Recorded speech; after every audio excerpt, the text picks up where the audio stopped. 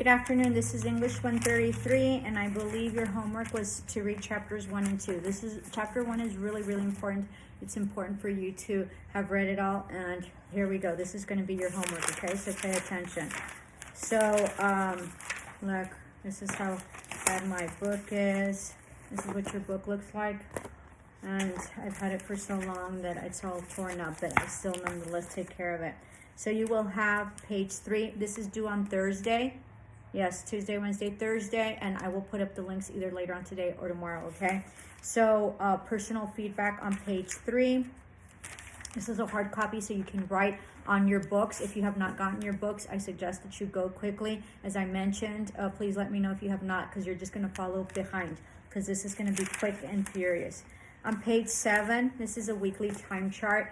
So you write everything in there. If you'll notice here, you're going to have to multiply times 2. So whatever it is that you have class, right? And whenever it is that you work in terms of your assignments, you have to write down here. Usually it's class attended. So now with COVID, it's different, but just put in how much you work in terms of your classes, okay? And how much you put in, and then you put in, and then you multiply that times 2. And then that gives you the amount of hours that you're supposed to be studying per class if you want to be an elite student. So let's say, I think that it was if you do let's say, if it was regular and you're doing during the day and you have to go to class 5 times a week, right? Every day up until Friday, then it's 5 times 2. So it's 10 hours, I think 10 hours. So for each hour, yeah, it's something like 50 hours is really what it is, because I think it's number of study hours per class per week.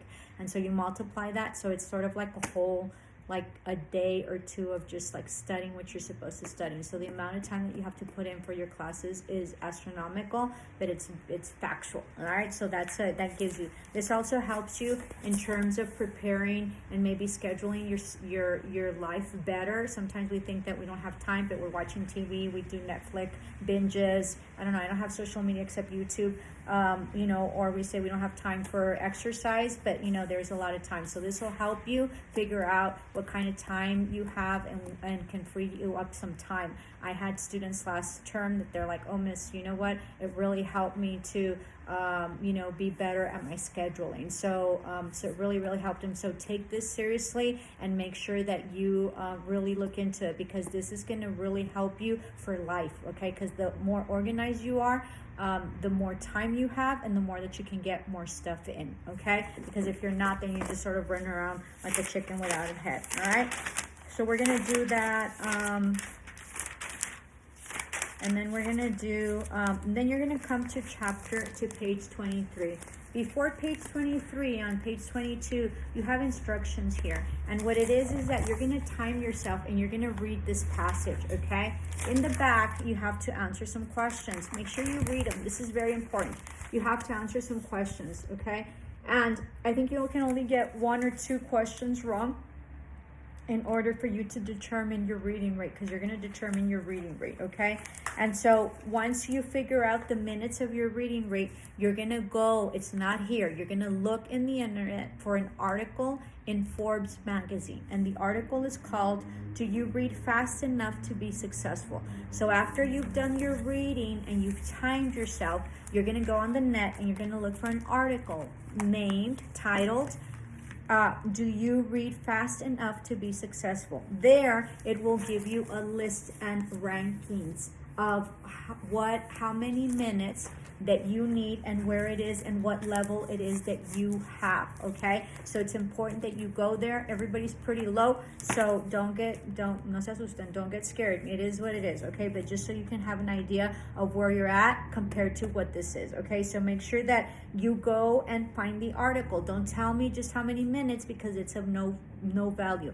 Now, another thing, if you do not get the questions correctly in the back that you're supposed to get, then it's null and void. Because if you read and you read really fast, but if you didn't understand what you read, then it's of no purpose. It's of no use, because then you have to slow down, because the whole thing about reading is being able to get through it quickly, right? And being able to comprehend in order to be able to answer questions. And your CCMA test is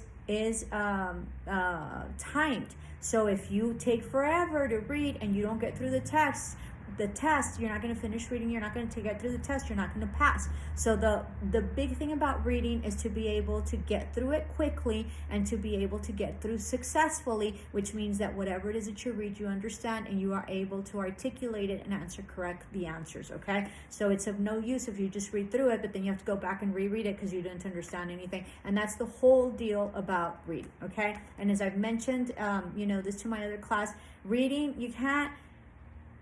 you have to build up a stamina for reading, just like any other like sport or any other thing that you do. You can't get up one day and say, I'm going to go run a 5K. You can't. You need to build up your stamina to run a 5K. Reading is the same. How do you do that? By reading, practicing, by expanding your vocabulary, right? And just practice, okay? So Spirit's going to give you the practice. It'd be nice if you really like to read. We'll discuss that later. I want page 25. Right here, all right, you do that. It's a recall assignment. And then make sure that you read about fixations. They're very interesting, and it's very important that you understand that, okay? Let me see what else. That's for chapter 1. I let you off the hook. There is some more stuff there, but I'm not going to assign it. And then let's do, for chapter 2, let's do personal feedback on page 35. And then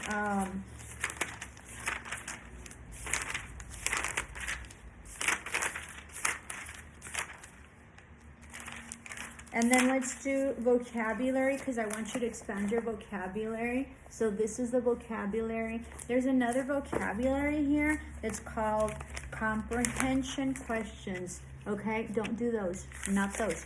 You do the vocabulary, this one, okay? So that's on page 56 for chapter 2. And then you do page 63 vocabulary. And then you do page 70 vocabulary. And then in the back you do page 72, 73, and 74. Make sure that you understand these. They're prefixes, suffixes, and root words, and it's very important that you read them and you understand them, because I will be lecturing on that, because you need to understand the structure of words in order for you to be able to understand your medical terminology. And if you're bilingual, it'll tremendously help you. If you're bilingual with a Latin-based language or Romance language, okay? So Romance languages, let's see if you'll know what they are if you put them down. I'll give you one guess. One of them is Spanish, right? And so if you have a Romance language, then it's easier, because all your medical terminology is based on Greek, and Latin words, okay? So if you know Spanish, you can use it to your advantage. I don't want to not finish it off because I'm almost done with the video. So, and then make sure you do review part 1 on page 73, and then part 2 on page 74, okay? And that is your assignment for this week. Make sure that you get it done. Make sure that you read, and then you look for that article that you're going to have to look for. And Forbes magazine, do you read fast enough to be successful? I think it's what it's called.